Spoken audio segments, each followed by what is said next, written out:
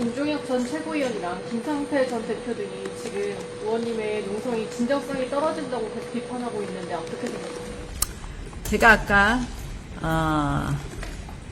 보수는 부패로 망하고 진보는 분열로 망한다는 것이 뒤집어진 것 같다고 했는데, 지금 저희 당의 가장 혁신의 과제는 어떻게 통합을 이루느냐라고 생각을 합니다.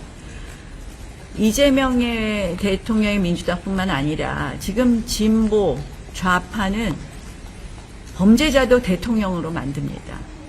우리 보수는 사실은 끝없이 분열하고 있습니다. 정치적 이해 득실, 정치적 이익 관계에 따라서 끝없이 분열하고 있습니다. 저는 매우 안타깝다고 생각을 하고요. 제 진심은 국민들께서 판단해 주실 거라고 생각합니다. 이재명 정부와 더불어민주당은 이러한 국민적 의견을 모두 무시한 채 총리 임명 강행만을 외치고 있습니다. 아직 대통령이 선출된 지 한 달도 안 된 시점입니다. 국민들도 허니문 기간으로 생각하고 있고, 우리 야당도 협치를 위해 많은 고민을 하고 있는 때입니다. 그런데도 이재명 대통령과 민주당은 소통은커녕 쇠도 달궈졌을 때 내리쳐야 한다며 내각 인선과 추경, 그리고 각종 정략 악법들을 일방적으로 밀어붙이고 있습니다. 방송 악법, 그리고 검찰 해체 4대 악법에 이르기까지 우리는 묵도할 수 있습니다. 언론의 재갈을 물리고 수사기관부터 손발을 묶어놓고 시작하겠다는 의도 아니겠습니까? 국회의장, 법사위원장, 예결위원장을 독식해 의회를 독재 거수기로 만들어버렸습니다. 개혁 속도전이라고 설명하지만 달궈진 쇠를 내리치듯 반대 여론까지 두들겨 패겠다는 것 아니냐 하는 우려를 금할 수 없습니다. 스폰 정치, 배추 투자 의혹, 자녀 특혜, 이미 수사 선상에까지 오른 김민석 총리 후보자에 대한 인선 반대는 국민 눈높이와 법치에 부합하는 최소한의 문제 제기였습니다. 그러나 민주당은 이에 대해 오히려 협박과 겁박으로 대응하고 있습니다. 김종혁 전 최고위원이랑 김상태 전 대표 등이 지금 의원님의 농성이 진정성이 떨어진다고 계속 비판하고 있는데 어떻게 생각하세요? 제가 아까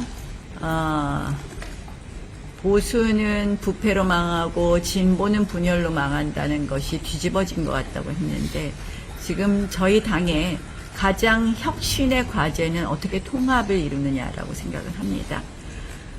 이재명의 대통령의 민주당뿐만 아니라 지금 진보 좌파는 범죄자도 대통령으로 만듭니다. 우리 보수는 사실은 끝없이 분열하고 있습니다. 정치적 이해 득실, 정치적 이익 관계에 따라서 끝없이 분열하고 있습니다. 저는 매우 안타깝다고 생각을 하고요. 제 진심은 국민들께서 판단해 주실 거라고 생각합니다. 당과 관련된 현안이긴 한데요. 오늘은 안철수 의원이 당 혁신위원장으로 지명했는데, 이건 어떻게 평가하시고 안철수 위원장은 당부하고 싶은 말씀이 있으시다면 어떤 게 있을까요? 오늘 안철수 위원장님 혁신위원장 된 부분에 대해서 기대도 있고 또 걱정되는 부분도 있습니다만 잘 해주시라고 기대를 좀 모아드리고 싶습니다. 저는 이제 혁신위원장의 업무에 있어서 가장 출발점은 이 골고루 듣고 혁신의 방향을 정하는 것이다 라고 생각을 하고요. 그렇게 좀 해주십사, 과연 어떤 것이 그 당의 혁신인지에 대한 고민을 많은 의원들과 함께 모아가셨으면 하는 그런 생각입니다. 보고만 있을 수 없어서 농성을 시작하셨다고 취지를 말씀을 해주셨는데, 실제 이 농성에 효과가 있다고 보시는지, 그리고 민주당은 내일 김민석 총리 후보자 임명을 좀 강행할 것으로 보이는데 좀 남은 대책이랄까 그런 방법들이 있을까요?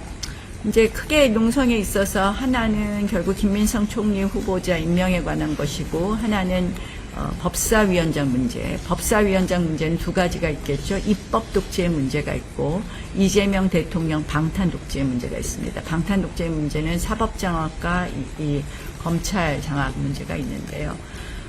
실질적으로 김민석 총리 후보자 임명 동의안은 우리가 그렇게 외쳤지만 아마 민주당이 계속 강행하겠다는 기사가 나옵니다.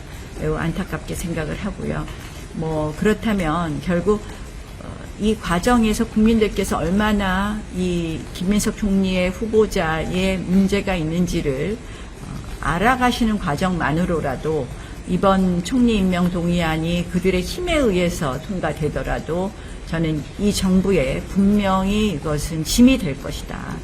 그리고 그것은 어떻게 보면 이 정부에 결국 두고 리스크가 될 거라고 생각을 합니다. 이 김민석 총리의 문제는 도덕성의 문제가 아니라 범죄 혐의가 있다고 말씀드렸습니다.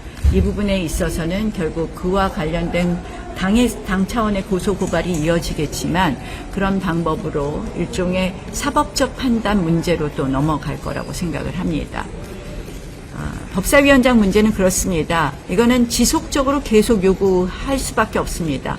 입법 독재 문제 아마 그들이 원하는 입법을 빠르게 통과시킨 다음에는 내줄 수도 있지 않을까 이런 생각을 하는데 그 내주는 것이 아마 또 이재명 대통령의 재판 리스크가 완전히 해소될 때라고 생각을 합니다.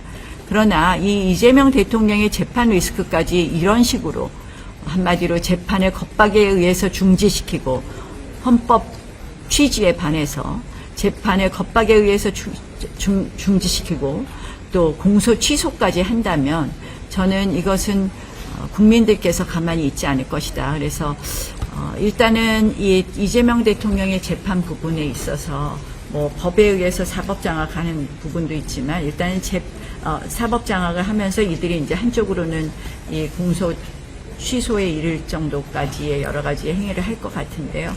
이 부분에 대해서는 국민과 함께 이재명 대통령의 재판 재개를 위해서 좀 노력하겠다는 또 말씀도 드리겠습니다.